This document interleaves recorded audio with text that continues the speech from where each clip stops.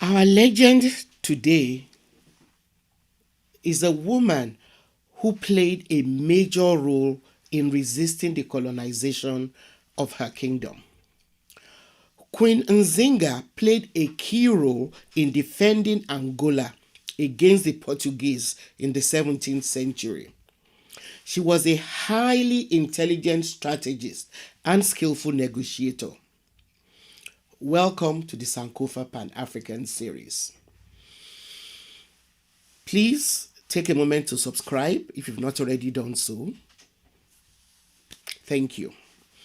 Now, like I explained in earlier episodes, poverty and greed in most countries which now constitute Europe led their monarchs and traders to invest heavily in maritime exploration.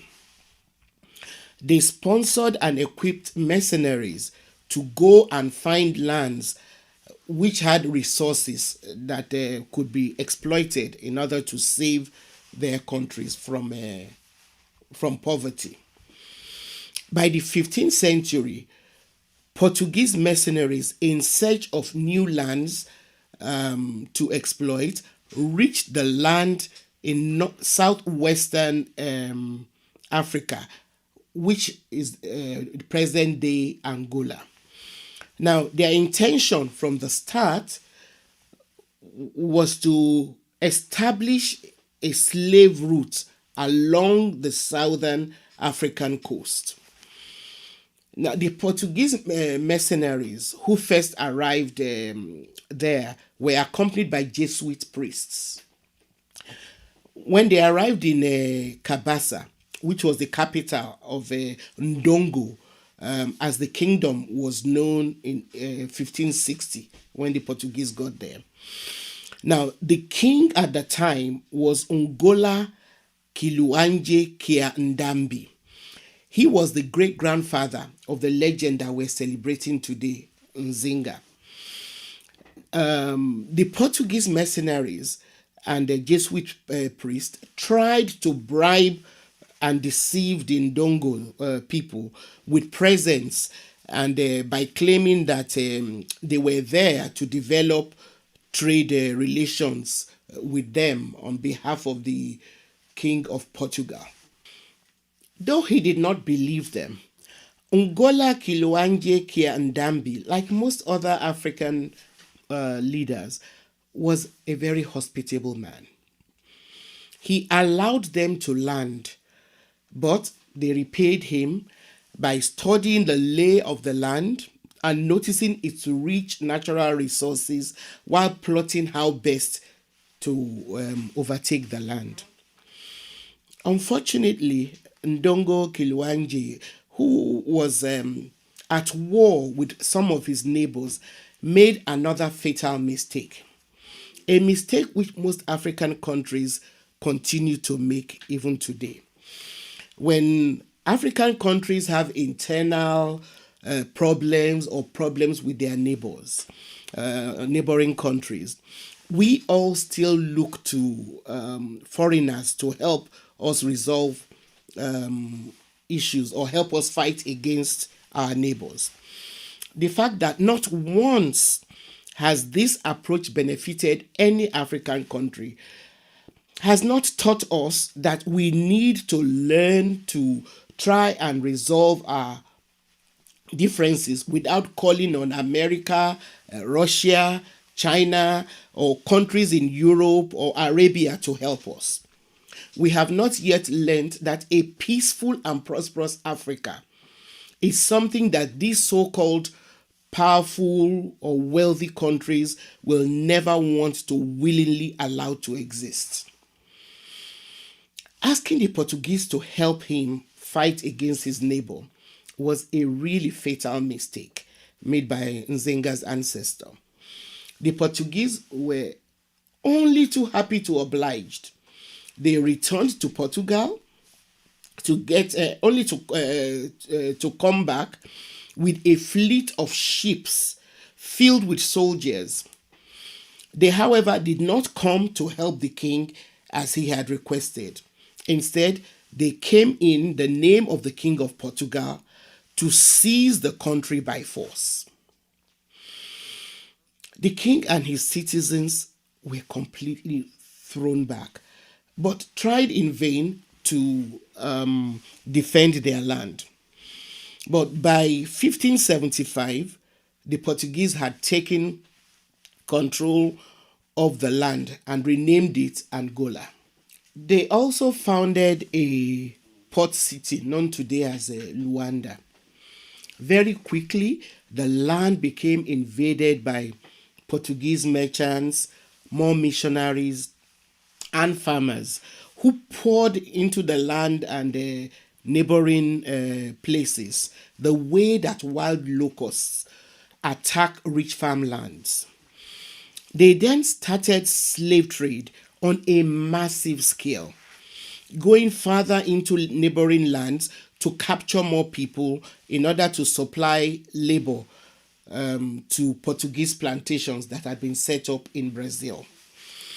Now, by the time that Nzinga was born in 1581, her father, Mbandi Ngola Kiluanji, was the king, but the land was controlled by the Portuguese.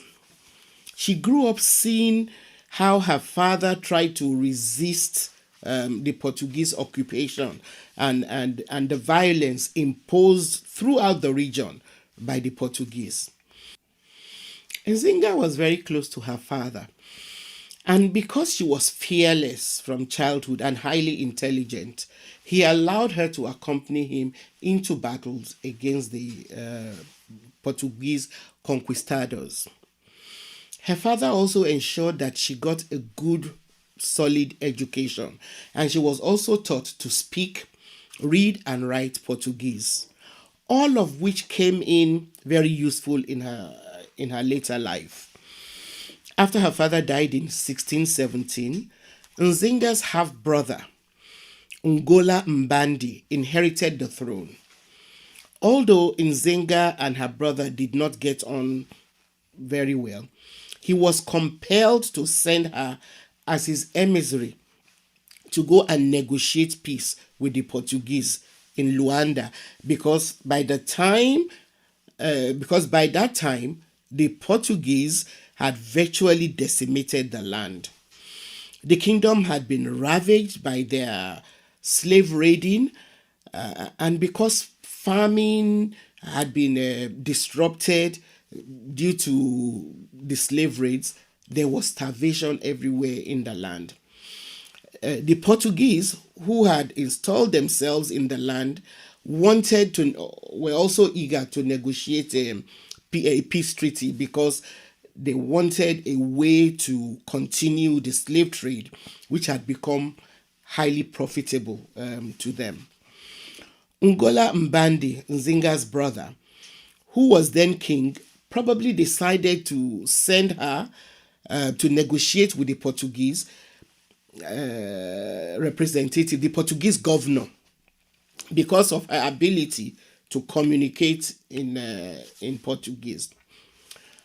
On her way to Luanda, she was really very dismayed, because even though she knew she was going to negotiate for peace, what she observed on the way distressed her a lot.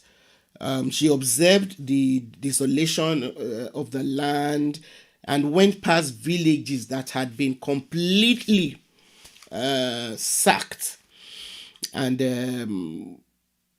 the empty villages. She also saw large sheds that were built to hold slaves before they were shipped to Brazil. All of these, kind of must have been playing in her mind when she finally got to Luanda. It must have been a very anguished woman who arrived in Luanda. On arrival in Luanda, the Portuguese governor tried to intimidate her, but he underestimated her, to his own detriment. When she entered the room in which the negotiation was to take place, the governor was sitting on a large throne-like seat and had arranged for a carpet to be placed on the floor for Nzinga to sit on the ground. In other words, he wanted to make her sit on the floor whilst looking up to talk to him. Being the savvy person that she was, all Nzinga needed to do was to signal to her attendant who had accompanied her to the negotiation. The attendant did not need any words to know what to do.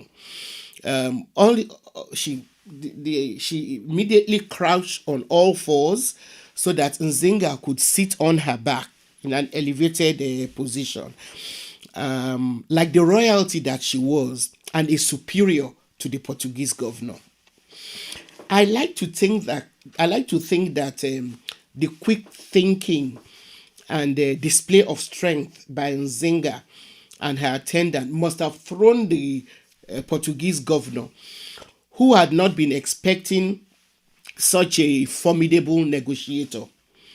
To top this, he must have been totally disarmed by her level of intelligence, because Nzinga ended up getting him to commit to a twofold agreement to withdraw his troops from Ndongo and also recognize its sovereignty. In return, she agreed to open trade routes to the Portuguese. Nzinga was not only a savvy negotiator, but she was also a very pragmatic person. She recognized that a new era had come and that the Portuguese had gained way too much ground in the region. She knew she had to develop some kind of diplomatic relationship with them. So she became baptized as a Christian and took on the name Dona Ana de Souza. However, the Portuguese did not really want any lasting peace, and they very quickly resumed their onslaught on the land, and they managed to drive her brother away from his kingdom.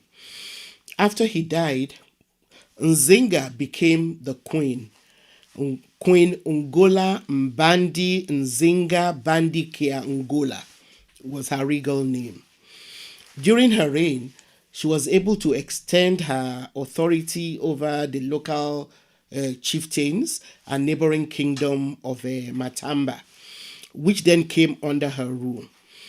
During the 40 years of Queen Nzinga's reign, the two kingdoms of Ndongo and Matamba enjoyed some level of safety under her protection, because she fought valiantly and resisted attempts by the Portuguese to colonize her kingdoms. So powerful did her two kingdoms become under her reign that Portugal, under King Pedro IV, was forced to renounce any claims that he had on Ndongo in a treaty which was ratified in Lisbon on the 24th of November, 1657. Queen Nzinga died on the 17th of December, 1663, at the age of 82. Thank you for watching. Don't forget to subscribe to the Sankofa Pan-African series channel, like our videos, and please share them with your contacts.